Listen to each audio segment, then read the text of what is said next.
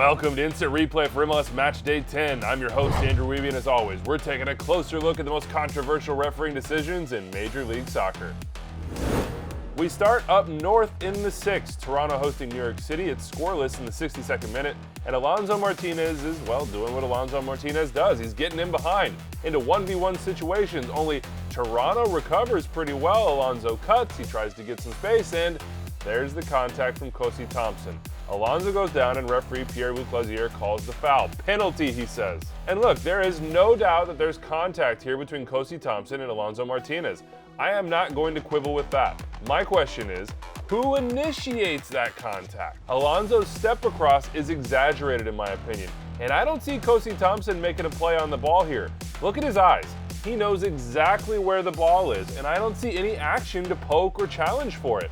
To me, his running gait does not change. Kosi Thompson is just running and attempting to apply pressure. So for me, there's a very compelling argument that the tripping foul is actually on Martinez, as Jonathan Osorio is clearly arguing.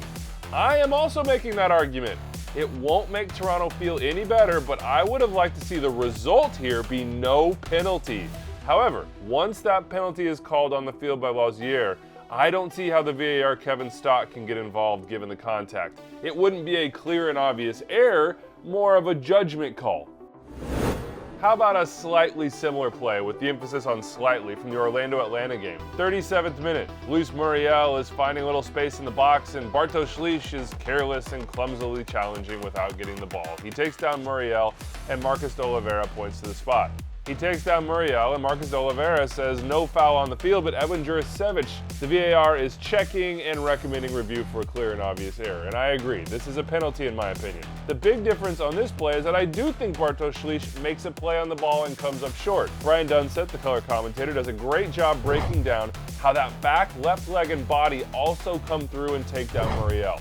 Penalty in my opinion, that's how it was called after review.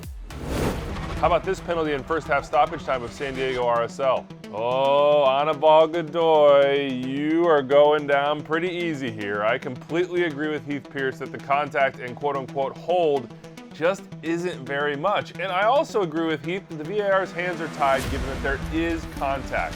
Now, I would describe that contact more as an arm across the body than a hold. In Heath's word, singular, soft. But I can also see why Ricardo Fierro, the referee, called it on the field. It absolutely looks like a hold, and Godoy's reaction really sells it.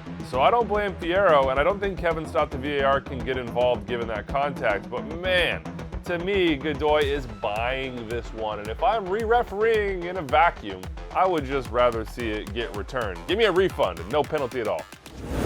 How about this handball call in the 50th minute? Live, Fierro doesn't call the penalty. It's bang, happening very fast. But after a few minutes and no stoppages, Kevin Stott, the VAR, wades in and says, hey, go to the monitor, Ricardo. Fierro does, and he sees the handball that we all see here.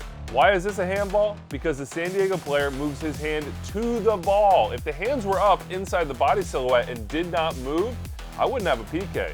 But in this case, the hand clearly moves to the ball, and that makes it a handball and a penalty. Well done to the crew on this one. I've got one more quibble from this game. It comes in the 95th minute, deep in second half stoppage time. Bodie Hidalgo is going to see a second yellow card for delaying the restart here. You can see he picks up the throw in, puts it down, gives it to a teammate. It does take a little bit of time. And in a vacuum, this can absolutely be a yellow card because Pro is definitely emphasizing delay of game situations. But still, I would rather this just be a management moment for Ricardo Fierro, a warning at this point.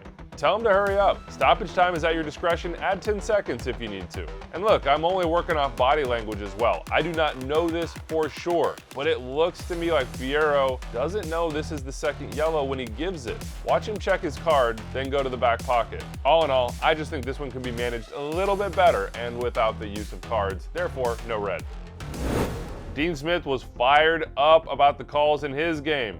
And I get it, Charlotte lost at home to New England, and the game-winning goal came in the 77th minute. Here's Carles Heel crossing, shooting, ball in the back of the net, goal, only look down that line. It definitely looks like Matt Polster is very possibly in an offside position, and if he is in said offside position, I think you'd for sure argue he makes an action which impacts the goalkeeper. There's a big part of me that thinks if you were drawing the line with specialized math and trigonometry that I'm just not able to do, that Polster might be a shade offside with that left foot. Here's the thing, the flag stays down on the field, and I just don't think you can say clearly and obviously that Polster is offside based on the angles we have. Therefore, call on the field is going to stand. And I'm okay with that. I would rather the flag stay down on these razor thin margins. Rapids fans also fired up. They drew 1-1 against Seattle and thought they had the game winner in the 86th when Rafa Navajo rose above to head this ball into the back of the net. Only Alexis De Silva, the referee, calls a foul on the play. And as Lloyd Sam said on the broadcast, well, it can go either way sometimes. And that about sums it up. I think Yeimar exaggerates the amount and impact of the contact just a little bit, but there is clear contact. The angles behind the goal are the best ones to show that contact. For me, what justifies the foul is the extension of the arms and also the fact that Navajo initiates that contact very early on as Yeimar is preparing to jump, which clearly prevents him from jumping and challenging for the ball in my opinion. For me, this is a good foul call. But as Lloyd said, in another dimension, it might not have been called. 3 quick ones for you. Minnesota-Vancouver, 55th minute, an offside decision here. Sebastian Berhalter is balling out, and this is an incredible goal that's called off on the field. You can see it's about that offside at the beginning of the play in the box. The little touch here, yeah. Only when VAR Fotis Bazakos goes back and checks his play, he sees what we're seeing right now, which is that the Caps player on touch is actually behind the ball, therefore is onside. Well done to Bazakos and his crew. Good goal.